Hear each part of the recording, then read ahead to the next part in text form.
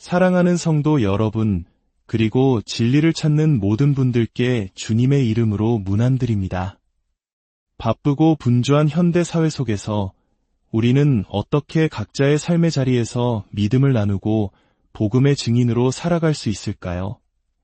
많은 분들이 이 질문 앞에서 때로는 막막함을 느끼고 때로는 부담감을 느끼기도 합니다. 오늘 우리는 이 중요한 질문에 대해 깊은 통찰을 나누고자 합니다. 뉴욕이라는 거대한 도시의 중심에서 수많은 영혼들을 하나님께로 인도하며 이 시대의 많은 크리스천들에게 영적인 멘토가 되어준 팀 켈러 목사님의 지혜에 귀를 기울여보는 시간입니다. 시작하기에 앞서 잠시 시간을 내어 이 채널을 구독하고 좋아요를 눌러주신다면 이 귀한 말씀이 더 많은 사람에게 전해지는 선한 사역에 동참하시게 됩니다. 여러분의 작은 손길을 통해 복음이 널리 퍼져나가도록 축복의 통로가 되어주시길 바랍니다. 그 손길 위에 하나님의 크신 은혜와 평강이 늘 함께하기를 기도합니다. 이제 마음을 열고 하나님의 음성에 귀 기울이겠습니다. 기독교의 사역에는 두 개의 큰 기둥이 있습니다. 바로 말씀 사역과 행함의 사역입니다. 이 둘은 마치 새의 양 날개와 같아서 어느 한쪽이라도 다른 쪽보다 지나치게 앞서가거나 뒤처지면 결국 전체가 균형을 잃고 무너져 내리게 됩니다. 만약 어떤 교회가 오직 전도, 즉 말씀 사역에만 몰두하고 우리가 발딛고 사는 도시의 아픔과 이웃의 필요를 외면한다고 상상해 보십시오. 세상 사람들은 그 모습을 보며 어떻게 생각할까요?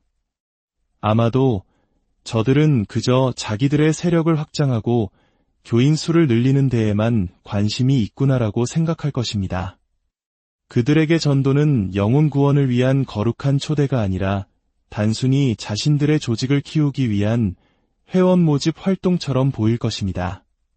반대로 행함의 사역, 즉 가난한 이들을 돕고 사회를 섬기는 일에만 집중하는 경우는 어떨까요? 물론 아무도 가난한 사람을 돕는 것에 반대하지는 않을 것입니다. 그러나 그 안에 복음의 말씀이 빠진다면 우리는 사람들에게 일시적인 도움은 줄 수 있을지언정 그들의 영혼을 향한 근본적인 해결책을 제시하지는 못하게 됩니다. 이 두 가지 사역을 함께 가져가는 것은 결코 쉽지 않습니다.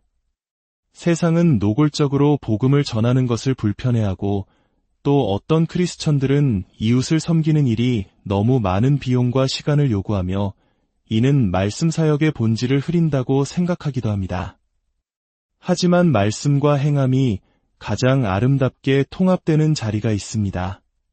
바로 우리 각자의 삶의 자리, 1대1의 관계 속에서입니다.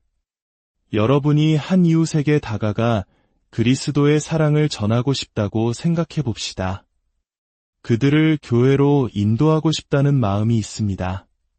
그런데 마침 그 이웃의 가족 중 한 명이 갑자기 감옥에 가게 되었거나 심각한 경제적 어려움을 겪고 있습니다. 이때 진정한 크리스천 친구라면 어떻게 해야 할까요? 그저 교회에 가자고 말만 할 것이 아니라 그들의 아픔에 함께 참여해야 합니다. 그들이 아들의 면회를 갈 수 있도록 잠시 아이를 돌봐주거나 작은 물질로라도 그들의 어려운 상황에 동참하는 것, 이것이 바로 살아있는 복음의 모습입니다. 이처럼 개인적인 관계 안에서는 친구를 진정으로 사랑한다면 예수님에 대해 말하지 않을 수 없고, 동시에 친구를 진정으로 사랑한다면 그들의 실제적인 필요를 외면할 수 없습니다. 말씀과 행함은 자연스럽게 하나가 됩니다. 문제는 이것이 개인의 차원을 넘어 거대한 기관이나 조직의 프로젝트가 될 때 이 둘의 균형을 맞추기가 더 어려워진다는 점입니다. 하지만 하나님께서는 분명히 우리 각자의 삶 속에서 이 두 가지가 함께 가기를 원하신다는 것을 기억해야 합니다. 그렇다면 우리 같은 평신도들은 일상에서 어떻게 말씀 사역을 시작할 수 있을까요? 많은 분들이 전도라고 하면 누군가와 창조론과 진화론에 대해 토론을 벌이거나 한 번의 대화로 복음의 모든 것을 설명해야 한다는 엄청난 부담감을 느낍니다. 하지만 시작은 아주 작은 것에서부터입니다. 제가 만약 평신도들을 위한 사역 훈련을 한다면 가장 먼저 이것을 강조할 것입니다. 첫 번째 단계는 그저 다른 사람들에게 당신이 교회에 다닌다는 사실을 알리는 것입니다. 직장 동료에게 혹은 이웃에게 저는 주말에 교회에 다녀요 라고 가볍게 말해보는 겁니다. 이것이 전부입니다. 아주 단순해 보이지만 이것조차 하지 않으면 그 어떤 다음 단계도 있을 수 없습니다. 4명에게 이 말을 했을 때 그중 한 명은 나중에 당신에게 교회에 대해 물어볼지도 모릅니다. 두 번째 단계는 당신에게 기독교 신앙이 의미 있는 것임을 자연스럽게 내비치는 것입니다. 예를 들어 남편과의 관계로 힘들어하는 다른 친구와 대화를 나누고 있다고 상상해 보세요. 그때 이렇게 말해보는 겁니다. 나도 남편 때문에 정말 속상할 때가 많았어.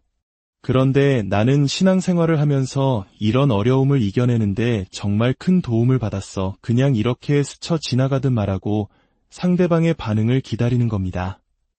만약 그 친구가 정말 어떻게? 라고 묻는다면 대화를 이어갈 좋은 기회가 생긴 것이고 그렇지 않더라도 괜찮습니다. 이처럼 내가 크리스천이라는 사실, 신앙이 내 삶의 힘이 된다는 사실, 내가 교회 공동체에 속해 있다는 사실을 알리는 작은 행동들이 모여 자연스럽게 더 깊은 영적인 대화로 이어지는 통로를 열어줍니다.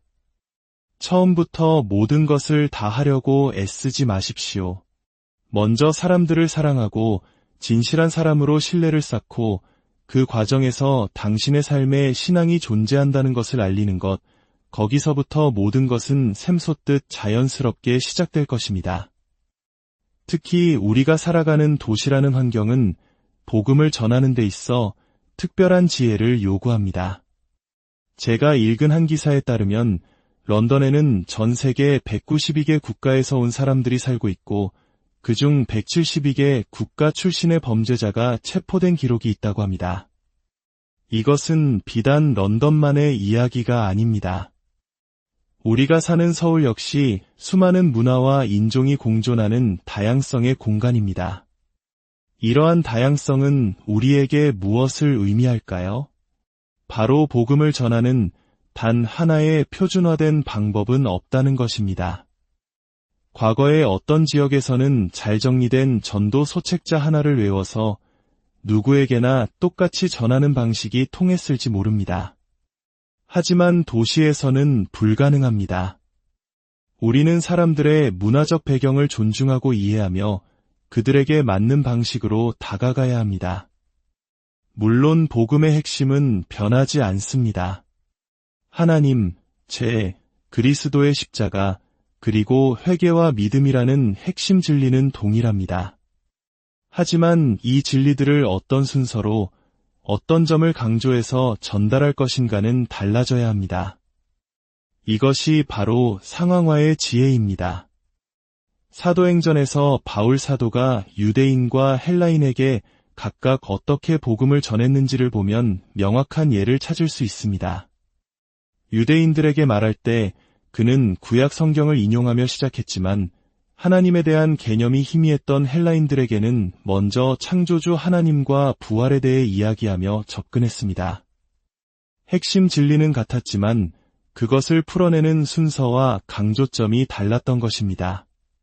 도시에서의 사역은 바로 이런 지혜를 요구합니다. 사람들의 이야기에 더 많은 시간을 들여 귀 기울이고 그들의 문화를 이해하려는 노력이 필요합니다.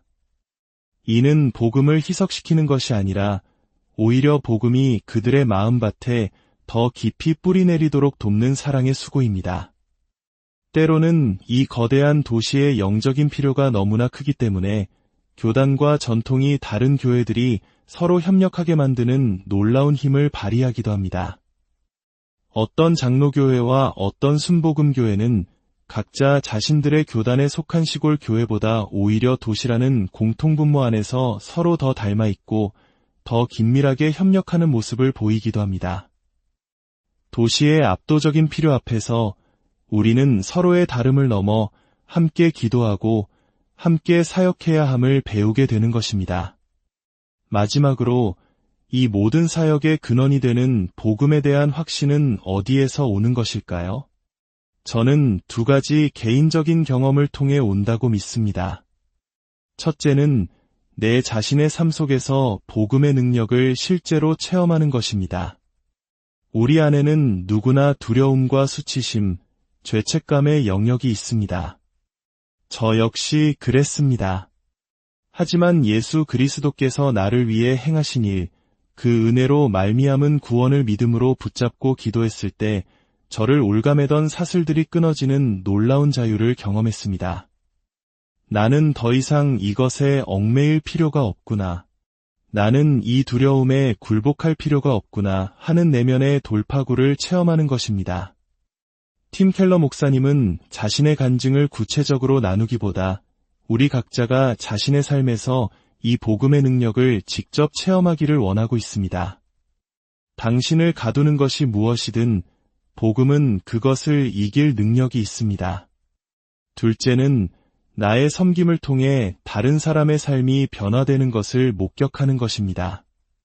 깨어지기 직전이었던 가정이 복음 안에서 회복되고 절망의 늪에 빠져있던 한 사람이 새로운 삶을 시작하는 모습을 보는 것입니다.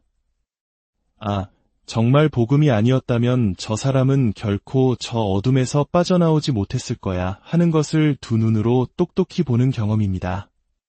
내 삶에서의 변화, 그리고 다른 사람의 삶에서의 변화.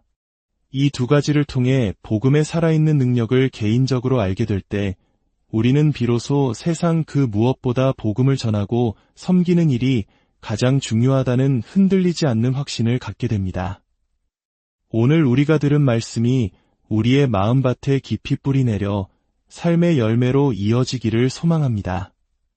부담감과 두려움 대신 내 삶에서 역사하시는 하나님의 능력에 대한 확신을 가지고 각자의 자리에서 작은 빛으로, 작은 소금으로 살아가시는 저와 여러분이 되기를 바랍니다. 주님의 평안이 여러분과 늘 함께하기를